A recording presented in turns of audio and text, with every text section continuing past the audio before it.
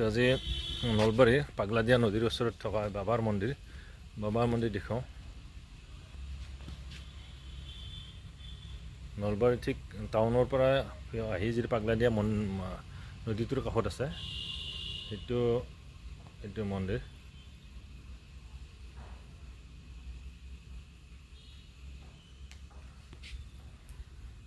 এতিয়া হওক আমাৰ নদীত কেনেকুৱাকৈ ভক্তবিলাকে এইটো চাওক।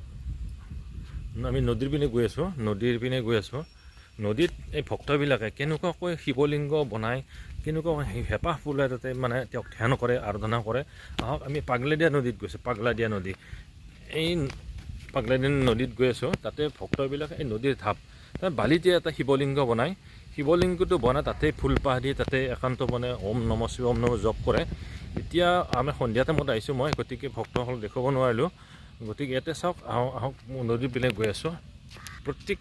প্ৰতিজনে আহি বাবাক ইয়াতে আৰাধনা কৰে। নদীৰ বালিত নিজে আকৌ শিৱলিংগ বনাই ইয়াতে পূজা কৰে। চাওকচোন, সেয়া চাওক, বহুত আছে, বহু দূৰলৈকে আছে চাওক। বহু দূৰলৈকে শিৱলিংগ বনাইছে, বহু দূৰলৈকে শিৱলিংগ বনাইছে। নিজে একোটাকৈ তাতেই শিৱলিংগ বনায়। এই চাওক, ইয়াতে শিৱলিংগ চাওক, ইয়াতে চাওক শিৱলিংগ তেনেকৈ বেলপাত দি একদম বালিতে বনায়, বালি অকল ইয়াতে খান্দি ইয়াতে শিৱলিংগ বনায়। এইটো গৌৰীপীঠ বুলি কওঁ। এইটো উত্তৰ চাইড।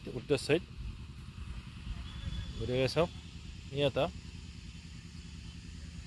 চাওক, ইয়াতে ত্ৰিশূল বনাইছে। এয়া ত্ৰিশূল। এইটো নন্দী বনাইছে। এইটো আজি সোমবাৰ আছিল। আজি শাওণ মাহৰ 5 তাৰিখ, 20 আগষ্ট। শাওণ মাহৰ 20 তাৰিখ আৰু 5 আগষ্ট। গতিকে এই 5 আগষ্টত আজি সোমবাৰৰ দিনা মহাপ্ৰভু ভোলেনাথ বাবাৰ এনেকুৱাকৈ বনাইছে চাওক। ধুনীয়াকৈ কিছুমানে চাকি ধুনীয়াকৈ সজাই দিছে। এয়া চাওক, কিমান বহুত আছে।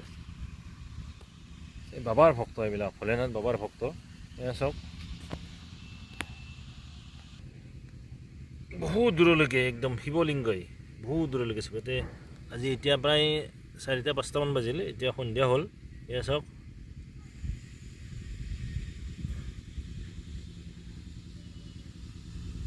শিৱলিংগ।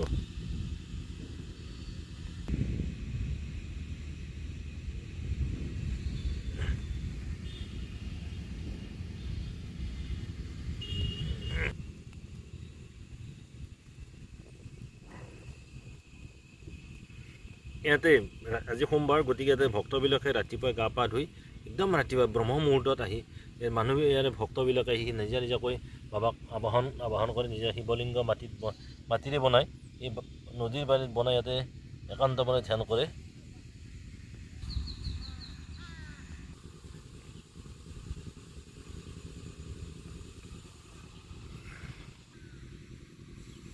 চাওক, শিৱলিংগ মাটিৰ।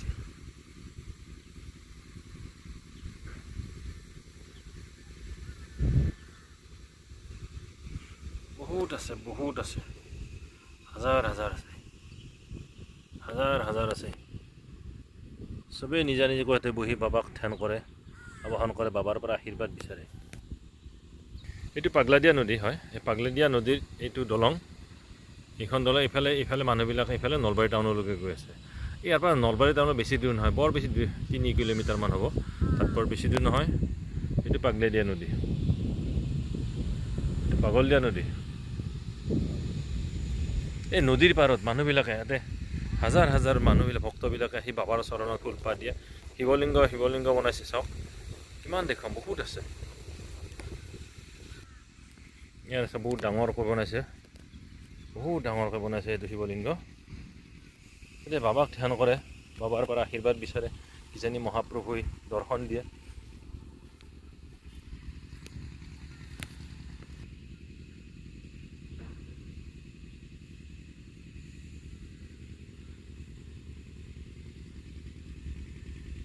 কি বাবাৰ ফুল হৈছে ধতৰা ফুল, বেলপাত। বেলপাতেদি পূজা কৰিলে সন্তুষ্ট হয়। ধতৰা ফুল, আকন ফুল, দ্ৰোণ ফুল, এইবিলাকেদি পূজা কৰিলে বাবা মহাপ্ৰভু সন্তুষ্ট হয়। বহুত দূৰলৈকে চাওক। বহু দূৰ দূৰণলৈকে অকল শিৱলিংগ, অকল শিৱলিংগই দেখা পাব। ইয়াতে বালিতে বনাইছে। কি শাওণ মাহত বিশেষকৈ এই খৰালি মাহটো খৰালি মাহত নদীৰ পানী শুকাই যায়। আহে এইটো ঘাটেৰে মই ফালে আহিছোঁ, এইটো ঘাটেৰে আহে। এইখন হৈছে দলং, আৰু ইফালে এইটো চাইডে তেনেকুৱা গৈ নেশ্যনেল হাইৱে পায়। এইফালে ৰঙিয়া গুৱাহাটী যাব পাৰি, বৰপেটা যাব পাৰি, নেশ্যনেল হাইৱে পায়। আৰু ইফালে আহি মানে নেশ্যনেল হাইৱেৰ পৰা সোমাই আহি ইফালে নলবাৰী টাউনত সোমাব পাৰি।